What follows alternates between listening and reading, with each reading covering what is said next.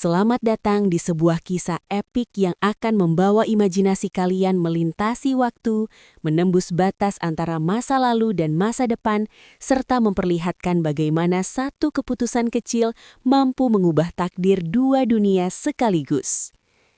Bersiaplah untuk menyelami cerita penuh emosi, strategi, cinta, pengkhianatan, dan balas dendam yang elegan. Ini bukan sekadar cerita fantasi biasa, melainkan perjalanan seorang pemuda sederhana yang menemukan kekuatan terbesar bukan pada otot atau senjata, tetapi pada pengetahuan dan waktu itu sendiri. Kisah ini berpusat pada seorang pemuda desa bernama Jordan, seseorang yang hidupnya jauh dari kata istimewa. Ia tumbuh dalam keterbatasan, terbiasa diremehkan oleh orang-orang di sekitarnya, dan sering dianggap tidak memiliki masa depan yang cerah. Di dunia modern tempat ia tinggal, Jordan hanyalah sosok biasa yang bahkan sering dipandang sebelah mata oleh rekan kerja, teman, bahkan orang yang pernah ia cintai. Namun, takdir memiliki rencana lain yang jauh lebih besar untuknya. Suatu hari, tanpa disengaja, ia menemukan sebuah jam tangan tua yang tampak usang dan tidak berharga. Tidak ada yang menyangka bahwa benda sederhana itu menyimpan kekuatan luar biasa yang mampu menghubungkan dua dimensi waktu yang berbeda. Jam tangan tersebut bukan sekadar alat penunjuk waktu. Ia adalah gerbang menuju masa lalu, menuju sebuah kerajaan kuno bernama Arowana, sebuah negeri yang pernah berjaya namun kini berada di ambang kehancuran. Di sisi lain, terdapat kerajaan Norda, kekuatan militer yang brutal, kejam, dan tak kenal ampun, yang berambisi menaklukkan Arowana dan menghapusnya dari sejarah. Dalam dunia kuno ini juga terdapat seorang ratu yang kuat, namun sedang terdesak oleh keadaan. Ia adalah pemimpin terakhir yang berusaha mempertahankan kejayaan Arowana di tengah badai kehancuran yang semakin mendekat. Ketika Jordan secara tidak sengaja mengaktifkan jam tangan tersebut, dalam sekejap ia terlempar ke dunia yang sama sekali berbeda dari yang ia kenal.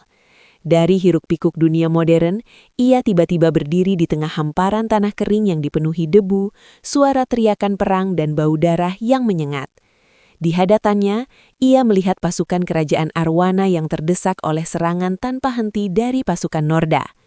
Tanpa persiapan, tanpa pemahaman, Jordan langsung berada di tengah konflik besar yang akan menentukan nasib sebuah kerajaan.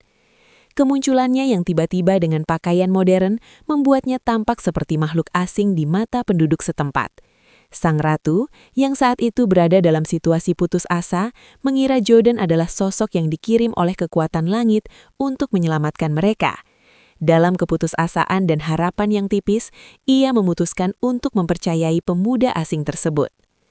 Jordan sendiri awalnya kebingungan dan ketakutan, tetapi perlahan ia menyadari bahwa meskipun ia tidak memiliki kemampuan bertarung, ia memiliki sesuatu yang jauh lebih berharga, yaitu pengetahuan dari masa depan. Dengan menggunakan jam tangan tersebut, Jordan kembali ke dunia modern. Kali ini ia tidak kembali sebagai orang yang sama. Ia membawa tujuan. Ia mulai mengumpulkan berbagai peralatan yang menurutnya bisa berguna di masa lalu. Ia membeli perlengkapan medis sederhana, mempelajari strategi militer dari buku dan internet, serta mengumpulkan bahan-bahan yang dapat digunakan untuk menciptakan ledakan kecil yang bagi orang masa kuno akan terlihat seperti sihir. Setiap perjalanan bolak-balik antara dua dunia membuatnya semakin memahami potensi yang ia miliki. Ketika ia kembali ke kerajaan Arowana, ia bukan lagi pemuda desa yang lemah. Ia mulai memberikan ide-ide strategi yang belum pernah terpikirkan sebelumnya oleh para jenderal kerajaan. Ia mengajarkan cara bertahan, mengatur formasi pasukan, serta menggunakan taktik perang yang lebih efektif. Ia bahkan menggunakan bahan kimia sederhana untuk menciptakan efek ledakan yang membuat musuh ketakutan dan mengira bahwa Arowana dilindungi oleh kekuatan gaib. Dalam waktu singkat, keadaan mulai berbalik. Pasukan Norda yang sebelumnya unggul mulai mengalami kekalahan demi kekalahan. Namun, kemenangan di medan perang bukanlah satu-satunya tantangan yang harus dihadapi.